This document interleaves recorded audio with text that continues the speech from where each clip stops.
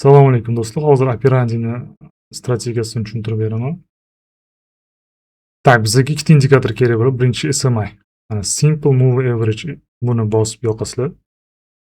Va ikkinchi indikatorimiz tak, Accelerate Oscillator degani bor. Indikator buni yoqasa, bu ob'yom ko'rsatadigan indikator. Mana shu ikkita indikator kerak bo'ladi.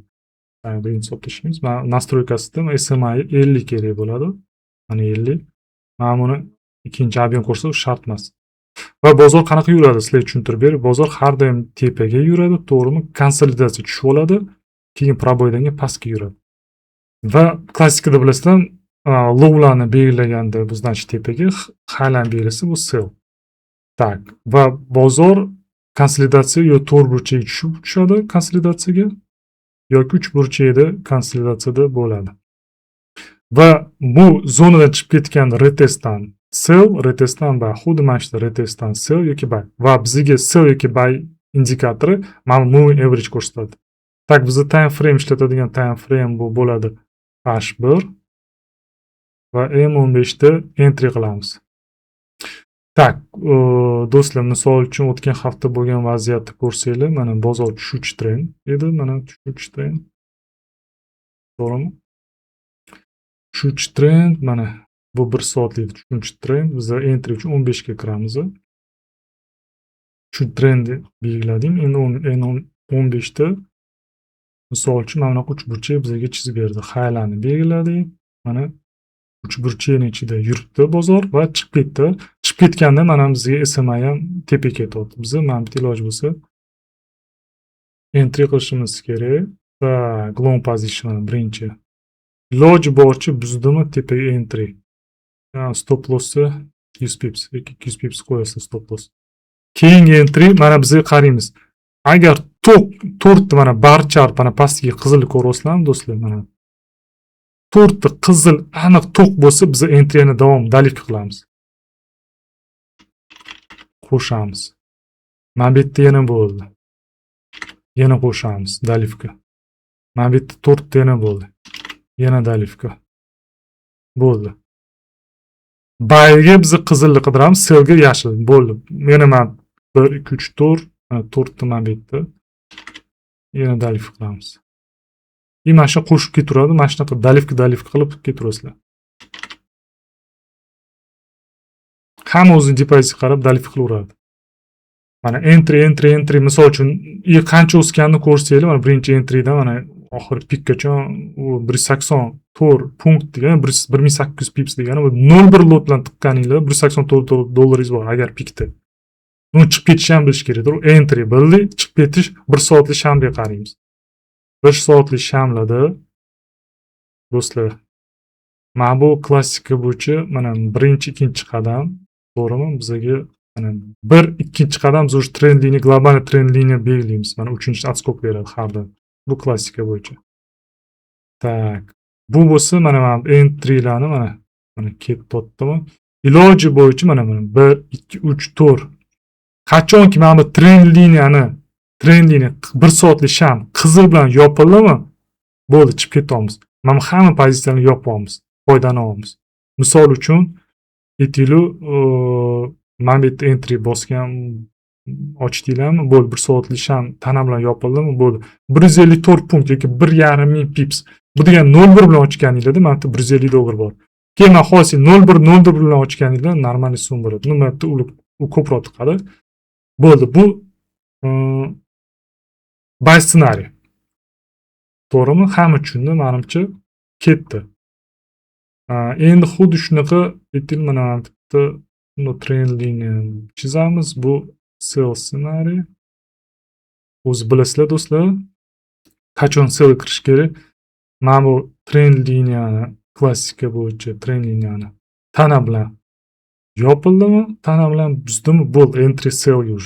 Ketdi, mana bitta retest sell ketaveradi. Endi bu operandi strategiyasini tushuntiraman. Aslida entry juda ko'p bo'ladi. Scalp juda ko'p scalp. Endi qaranglar. Keyingisi xuddi shunaqa sell ochasizlar. Mana bu yerda buzildimi, mana buzildi. Bo'ldi, entry.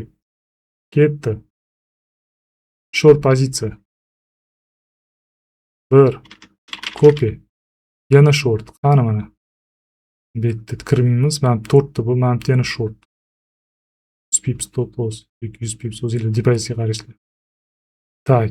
Entry yana bormi? 1 2 3 4, 1 2 3 4. Mana bu yerda yana bitta entry bor. No, lekin mana bu yerda yana bitta entry bor. 1 soatlik time frame ga o'tsa, nima ko'rsatyapti bizga? Qayerda entry? Uni tutashtiramiz. Maksimlarni mana bo'ldi. 1 soatlik time frame buzdimi? Bu entry bo'lmaydi. 1 soatlik o'tib olasizda. 15 ham 1 soatlik shamlar ko'rasiz. Buzildi tanaman. Bilasizlarmi? Bu sham tana, mana tana. Mana bu bo'lsa, otda nima edi? Buni soya deydi. Fitil. Bo'ldi, tana bilan buzib entry chiqib ketamiz. Mana buni o'zi yetadi. Qancha yurib berdi? Xudo xolasa, mana bu yerda entry chiqib ketamiz. 1115 pips. 1150 pips. 0 bilan tiqqaningizda ham normalni pul beradi. Tak. Tushuntirib berdim va yana uni gap, agar depozitingiz $2000 bo'lsa, razgonga обязательно 10 ta $200 shot qilib qo'yishingiz kerak. Do'stlar, $2000 bo'lsa, 10 ta $100 shot, $200 dan 10 ta shot qilishingiz kerak. Chunki bittasini stiv qilasizlar, ikkinchisini stiv qilasizlar, 3 ta balki bo'lgan shunaqa paytda communityda 9 marta stiv ham qilgan. Shunaqa bo'lgan. Kiryapti stiv 9 martagacha bo'lgan. Shuning uchun bittasi 10 tasi bittasi urib bersa $2000 olib chiqib beradi. O'zingiz ko'rib turibsizlar strategiyani. Bu strategiya zo'r. Lekin strategiyalar samый главный strukturaga qarshi yurmasanglar bo'ldi. Chunki bu yerda entry juda ko'p. Mana shu oddiy buni strategiyasi juda ko'p. Risk managementga amal qilinglar. Aslida bu yerda struktura bor, to'g'rimi? Biz struktura bilishimiz kerak. Mana keyin Fibonacci bor, klassika modellari bor. Keyin уровеньlar bu yerda ko'p, u tushuntirib bering, lekin aslida entry qilishga juda ko'p modellar bor. Sizlarga aytaman, xohlasanglar mana tekin ko'rib chiqinglar, xohlasanglar bu $1000 to'liq, $1000 Agar hozir offline mentorship bo'lsa, $3000 gacha adashmasa so'raydi. Mana tekin strategiya, ko'ndalikni rasvod qilmanglar. Iloji bo'lsa, вообще bu yerda divergensiyalar bor. Agar swing trending uzoq muddatga chiqmasa, ham kitoblar o'qib chiqinglar, bo'ldi, o'zi yetadi.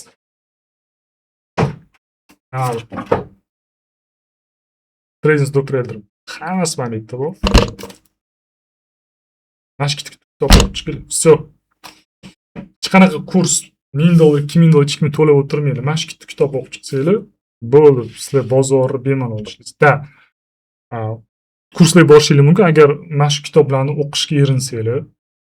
Chunki ikkita kitob o'qishga erinsanglar, bemalol kurslarga borib o'qib chiqsanglar bo'ladi. Yoki boshqa kurslar kimdir sotsa bemalol. Risk management amal qilinglar. Menimcha oddiy va sodda tushuntirdim. To'g'rimi? Ha, do'stlar.